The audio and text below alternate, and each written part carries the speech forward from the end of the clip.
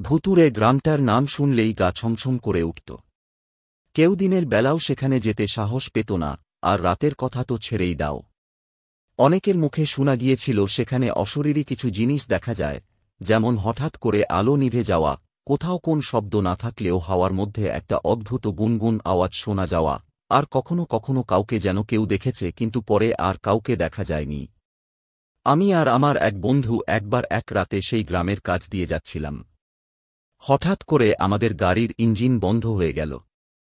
চারিদিকে ঘন অন্ধকার আর একটা ভয়ঙ্কর নীরবতা। মোবাইল ফোনেও নেটওয়ার্ক ছিল না।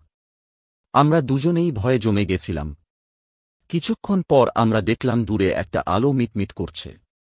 আমরা সাবধানে সেদিকে এগিয়ে গেলাম। কাছে গিয়ে দেখলাম একটা পুরনো বাড়ি, আর বাড়ির সামনে একটা লোক দাঁড়িয়ে আছে। লোকটা আমাদের দেখে ইশারা করল ভেতরে আসার জন্য।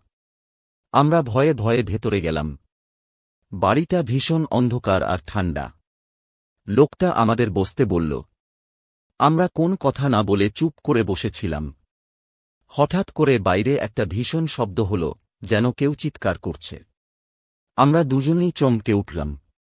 লোকটা হেসে বলল, কিছু না, ওটা ওদের আওয়াজ। আমরা আর এক মুহূর্ত দাঁড়াইনি। দৌড়ে গাড়ি স্টার্ট করে সেখান থেকে পালিয়েছিলাম। সেদিনের পর থেকে আমি আর কখনো সেই গ্রামের দিকে যাইনি। এখনো রাতে ঘুম আসলে সেই লোকটার হাসি আর সেই চিৎকার আমার মনে পড়ে যায়।